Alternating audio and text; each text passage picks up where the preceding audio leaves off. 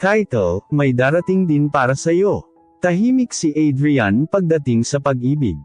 Hindi dahil wala siyang nararamdaman, kundi dahil napagod na siyang umasa. 2 beses na siyang nasaktan. Parehong beses, siya ang mas nagmahal. Siya ang mas naghintay. Siya ang mas naniwala sa seryoso ito. 4th year student siya, abala sa thesis at sideline na pag-aayos ng computers. Mas pinili niyang ibuhos ang oras sa pag-aaral kaysa maghabol ng atensyon. Focus muna sa future, lagi niyang sabi sa sarili. Pero may mga bagay talagang darating kahit hindi mo hanapin. Unang araw ng bagong semester, may bagong transferee sa klase nila. Tahimik, simple manamit, laging may dalang makapal na notebook. Siya si Ilayana, hindi siya yung tipong maingay o pabayda. Pero kapag nagsalita, may lalim. Kapag ngumiti, parang may dalang gun. Hindi interesado si Adrian, hanggang sa dumating ang capstone project. At silang dalawa ang magka-partner. Pwede ba tayong mag-meet sa lab mamaya? Mahinang tanong ni Ilayana. Tumango si Adrian. Professional lang, walang personalan. Sa computer lab nagsimula ang lahat. Napansin niya na iba si Ilayana. Kapag may error sa code niya, hindi ito naninisi. Tahimik lang siyang nag-a-adjust at tumutulong. Try natin i-debug ulit. Baka may mali sa logic, sabi nito. At tama nga, ang galing mo, hindi sinasadyang nasabi ni Adrian. Ngumiti si Ilayana. Mas magaling ka. Hindi ka lang naniniwala sa sarili mo. Simpleng salita, pero parang may kung anong gumalaw sa loob niya. Habang tumatagal, mas dumadalas ang usapan nila.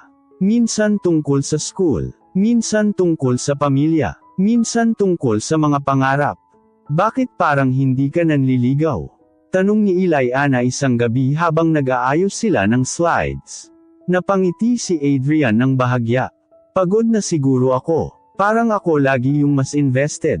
Nakakapagod din pala. Tahimik si Ilayana sandali. Tapos sabi niya, siguro kasi hindi pa sila yung para sa'yo. Napatingin siya rito. May darating din para sa'yo.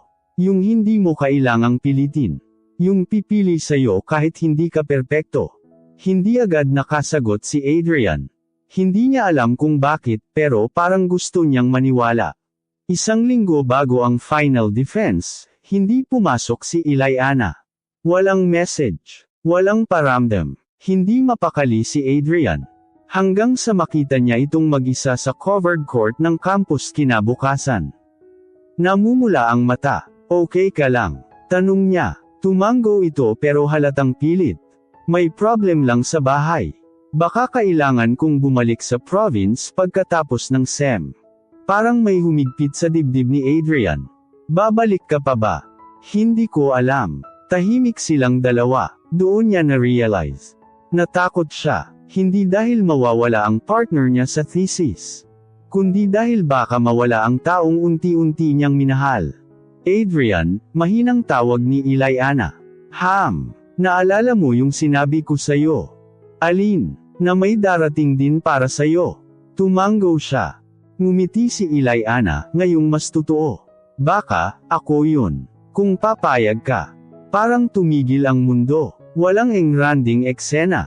Walang dramatic na sigawan. Pero sapat ang tibok ng puso niya. Paano kung masaktan ulit ako? Tanong niya ng mahina. Hinding-hindi kita iiwan kapag nahihirapan ka, sagot ni Ilayana. Hindi ko kayang ipanggako na walang problema. Pero kaya kung ipanggako na pipiliin kita araw-araw. Isang simpleng pangako. Hindi perpekto, pero totoo. Hindi naging madali ang lahat. May mga araw na pagod sila. May mga tampuhan. May mga hindi pagkakaintindihan. Pero hindi sila tumatakbo palayo. Pinipili nila ang isa't isa. Paulit-ulit, hanggang sa dumating ang graduation.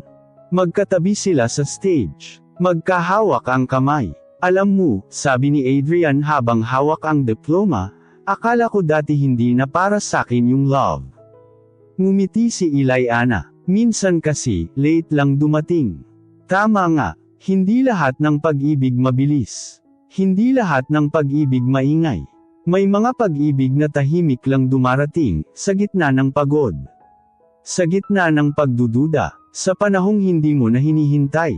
At kapag dumating na, maiintindihan mo kung bakit hindi nag-work ang mga nauna. Dahil may darating din talaga para sa'yo. At kapag siya na, hindi mo na kailangang maghabol. Kasi may taong piniling manatili.